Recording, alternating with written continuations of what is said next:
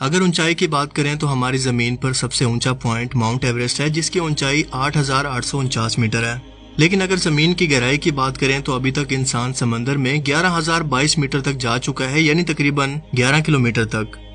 یہ اتنی زیادہ گہرائی ہے کہ یہاں پر پہنچنے کے بعد انسان کو صرف 3 چیزیں نظر آتی ہیں، ایک تو وہاں پر بسنے والی سمندری مخلوقات، دوسرا اندھیرا اور تیسرا بھی اندھیرا، یعنی کہ ہر طرف اندھیرا ہی اندھیرا، کیونکہ سورج کی روشنی اس قدر سمندری گہرے حصے کے اندر پہنچ ہی نہیں پاتی۔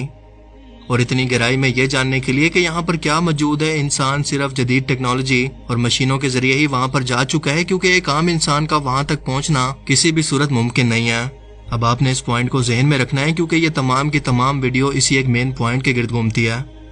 لیکن سب سے اہم سوال کہ انسان یہاں پر جا کیوں نہیں سکتا، تو اس کا سادہ سا جواب یہ ہے کہ یہاں پر پہنچنے کے بعد انسان اپنے اوپر کروڑوں ٹن وزنی پانی کا دباؤ یا پریشر محسوس کرے گا۔ اتنا زیادہ پریشر کہ ایک ہاتھی کو ایک سٹیمپ پیپر پر کھڑا کر دیا جائے، اور ظاہر ہے کہ یہی پریشر کچھ ہی سیکنڈز کے اندر اس کی جان لے گا۔ اب تک سمندر کی گہرائی میں جانے کا انسانی ورلڈ ریکارڈ 332.35 میٹر ہے، جو کہ ایک مصری مسلمان احمد نے بنایا، جس کا نام grains book of world record کے اندر بھی درج ہے۔ جبکہ مشینز کے ذریعے سمندر کے سب سے گہرے حصے کے اندر جانے کا ورلڈ ریکارڈ 23 جنوری 1960 کو امریکی بحریہ کے لیفٹیننٹ ڈان والش اور سوئس انجینئر جیک پیکرڈ نے بنایا، جو کہ سمندر کی 11 کلومیٹر گہرائی کے اندر پہنچے۔ ایک تو بے حد اندھیرے کی وجہ سے یہاں پر ان کو کچھ نظر نہیں آیا، اور دوسرا بے حد پریشر کی وجہ سے ان کی سب میرین کی ونڈو کا شیشہ ٹوٹ گیا، جو کہ سیدھی سیدھی ان کی موت تھی۔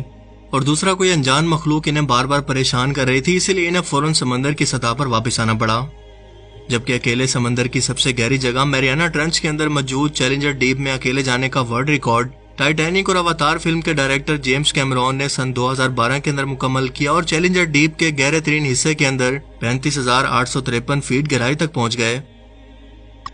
عام روشنی کی ایک شعاع 7 رنگوں سے مل کر بنتی ہے۔ یہ 7 رنگ ترتیب سے کچھ ایسے ہوتے ہیں: red, orange, yellow, green, blue and violet, جو کہ آپ نے رینبو میں اکثر دیکھے ہوں گے۔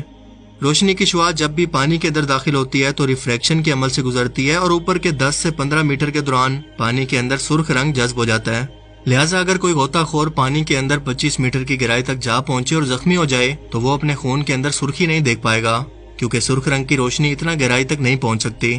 بالکل اسی طرح سے 30 سے 50 میٹر تک گہرائی کے آتے آتے اورنج روشنی بھی مکمل طور پر پانی کے اندر جذب ہو جاتی ہے، پیلی روشنی 50 سے 110 میٹر تک، سبز روشنی 100 سے 200 تک، نیلی روشنی 200 میٹر سے کچھ زیادہ تک، جبکہ وائلٹ اس سے بھی کچھ زیادہ گہرائی تک پہنچتے پہنچتے مکمل طور پر پانی کے اندر جذب ہو جاتی ہے۔